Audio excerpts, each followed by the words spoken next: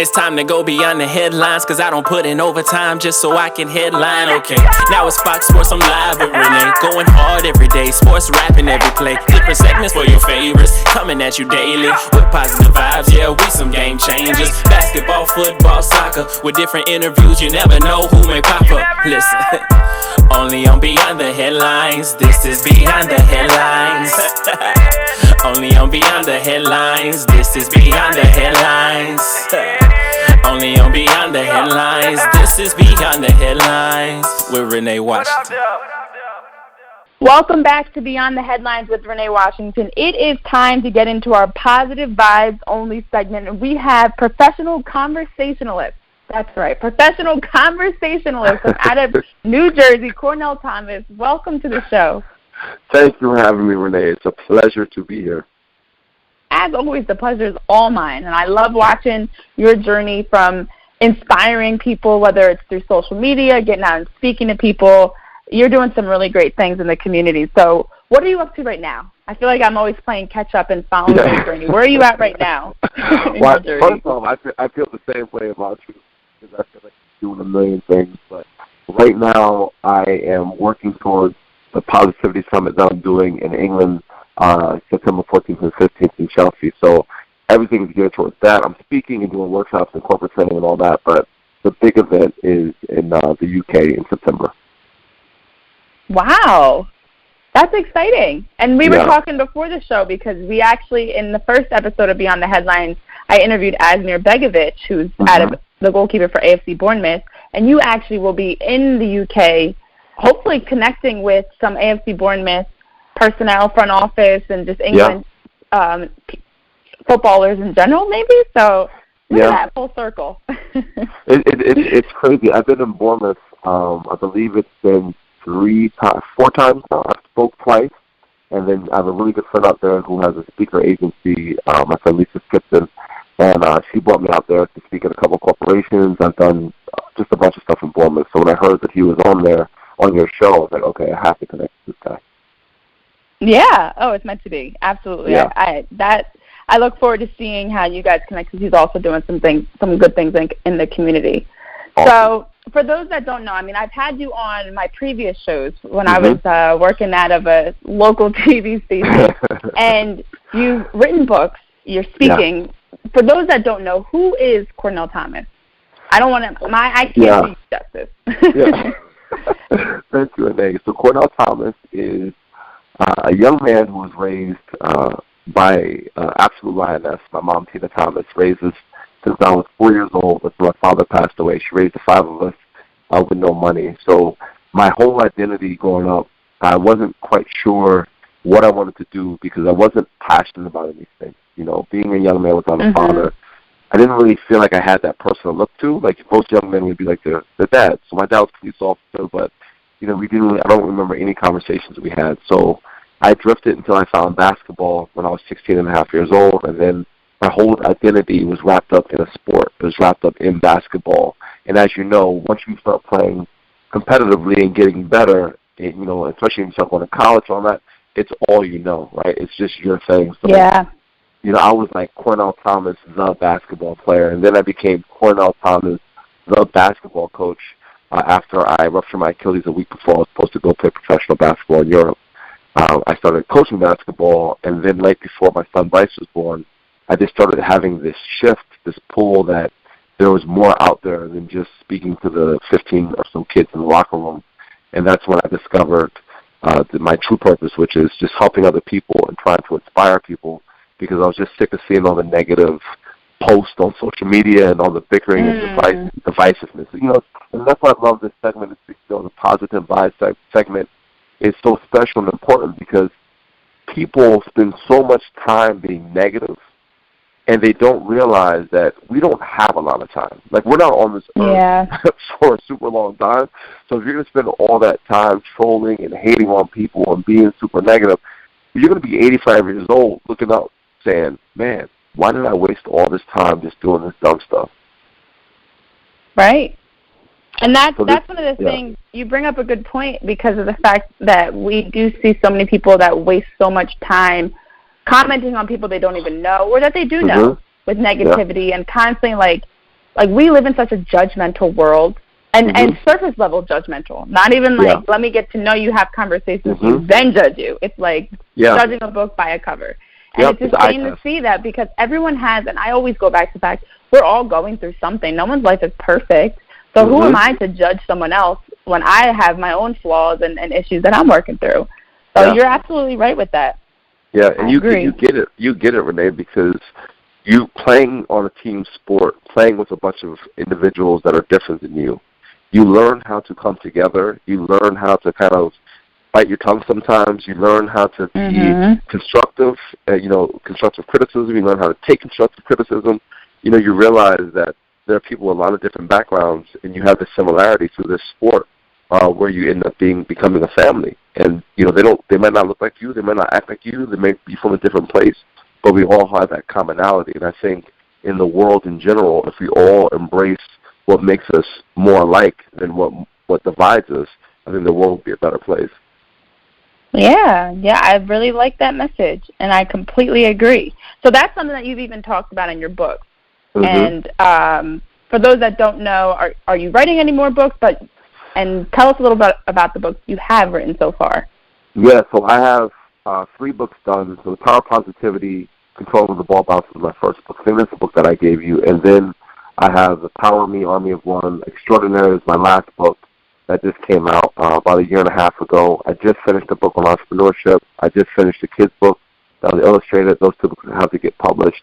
And then I'm working on a book about race, and I'm working on a book about coaching. And my goal is to have 10 books by 2022. So I have 3. Ooh, I like that goal. Yeah. So I'm gonna be putting a lot of stuff out there within the next 2 years for people to buy, from kids books to books for corporate culture and EQ to just life story. Yeah, first of all, that's an incredible goal to set, because it's practical and it's something that's challenging at the same time. Because what I noticed about your books, and I have been fortunate to have one of your autographed copies of your book, but it's more personal and it's manageable. So for those of you that are looking for something to read, I know I'm a big audiobooks person, actually. I think it's just because I'm so busy, so I like to listen to something. Much like podcasts, I like to listen to something while I'm doing other things. Yeah. But your book was like, it was like we were having a conversation. Like I didn't feel like I was reading. I felt like I was talking to someone. I was like, I found myself commenting and agreeing and nodding and making little notes. So I love that aspect, because it makes it more personal, which is something you strive to do with your career in general as a conversationalist versus just being a speaker. Yeah. What really made you make that change from being someone that's just talking at people to talking with them? Well, first off, thank you for the compliments on the book, because that's exactly what I want, right? So perfect. My books are just, I want it to be like you feel like we're sitting down and just talking back and forth. And the same thing with speaking. I think that sometimes speakers get and I'm just going to put this in hard quotes, motivational speakers get a negative rap, because a lot of times it seems like they're speaking from a mountain, right? Like they're, like they have all the answers. That's the way people perceive them. Like they're always happy and they're always blah, blah, blah. For me, it's like, no, man, I'm human. So I have plenty of human emotions. That if I'm talking with my kids and somebody cuts me off, I'm not going to be like, God be with you, it's okay. Like I'm going to be like, yo, what's up, man? Are you good? So I say professional conversationalist, because at the end of the day, I just want to talk to you when I'm in front of you. And it doesn't matter how many people are in front of me. It's a back and forth. It's not a dictatorship. It's not just me talking at you and telling you, this is what I did with my life, so this has to work with your life. It's me saying, this is all the things that I've been through, and me being very vulnerable. And if you can take one thing out of that, if you can take 2 things out of that, then mission accomplished. That's what I call just me having a conversation, and me not motivate, like a motivational speaker or whatever it is. Gotcha. That makes complete sense. So it is more like you're more engaging with people versus just, like you talk about, standing up on a stage talking down at people. That slight adjustment does really make someone hopefully connect with you more, because they feel like it's more personal, it's more relatable versus just me listening to someone talk about all that they've overcome. Yeah. For sure. Or I love all that they didn't, or like, the thing that drives me nuts, Renee, is when people talk about the things they've overcame and they gloss it over like it was easy. Get over your stuff. Just pick your kid up and just fight. It's like, no, man, everybody's different. You don't, like, I always tell people, what I'm afraid of, what makes me scared, you can look at it and laugh. And what makes you scared, I can look at it and laugh. We're just all different, right? Like, there's people that are afraid of, ice cream. There's a phobia for that. I love ice cream. I think it's delicious. So it's just different things. So whenever I go to speak, I never expect people to be like me. I always respect people for where they are. And I think that's, if we start doing that a little bit more, we'll start really having more empathy for each other. Right. That's a great point, because everyone's in a different phase in their life. Financially, physically, mentally. Oh my, I just had deja vu. It's so weird. Emotionally, everyone's in a different spot in their life. So when you're talking with someone, you have to be able to relate to them on what they're going through now. Yeah. True. So you talk about, you have your trip to England that's coming up in August. You've got books that you're working on before 2022, I think you said the year was. Yeah. Anything else that we can expect in the future from I'm going to just make you a doctor. You're a doctor. Yeah. You are. Dr. Cornell Thomas. Dr. Cornell Thomas. I love it. This is why, like, I always need you in my circle, always, because you're like the best hype person ever. You give me fired up. Why, thank you. You give me fired up. So I actually said something before about audiobooks, and I'm actually recording my books in audio now. Oh, and love it. I also have a podcast out called Population Unplugged. That is, I started 2 years ago. I had like 38 episodes. Then my producer went to open up a business, and he couldn't do it anymore. So it kind of fell by the wayside, but I started it back up. I'm 10 episodes in again. And, it's just doing that and just, chasing my kids around the house. That's kind of what I do on a daily basis. I love it. So for you guys for people that are listening, where can we follow you on social media? I mean, I already follow, so where can they follow you on social media? Yeah, so Instagram, it's at Cornell Thomas 34, and Twitter's Cornell Thomas, Facebook Cornell Thomas, and LinkedIn Cornell Thomas.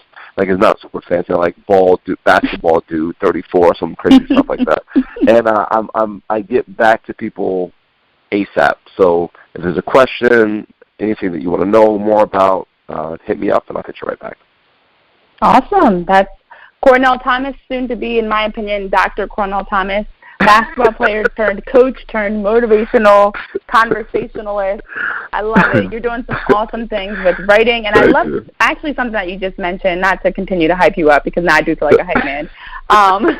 The fact that you are across all platforms, and that's something that you and I were talking about before. Yeah. For me as a reporter and even working in motivational speaking as well, now I'm going to say conversationalist. And then for you with being an author and professional conversationalist, you can't just be one-dimensional. You have to have multiple ways to reach your audience, because we talk about meeting people where they are. That includes how you reach them, audiobooks, hard copy, physical books, going out YouTube and being all over social media, going to events. So you're doing a lot of different things to really reach different audiences, which makes your work even more commendable. So, hype man, thank you, there's your next I'm your hype man too, just so you know that. And when your first book comes out, because it's going to happen, when your first book comes out, I'm there.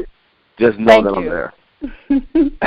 I appreciate it. I do actually have some books in the making. I'm very far behind, actually, probably nowhere near as close to publishing them as you are with your huge goal of 10 books by 2022. But maybe by like 2032, I'll have some books out. You'll have it. You'll have it. Trust me. I'll be when you do your book signing, I'm going to be in the front row. I'm going to bring the whole family. I love it. We're going to get 10 books. We got you.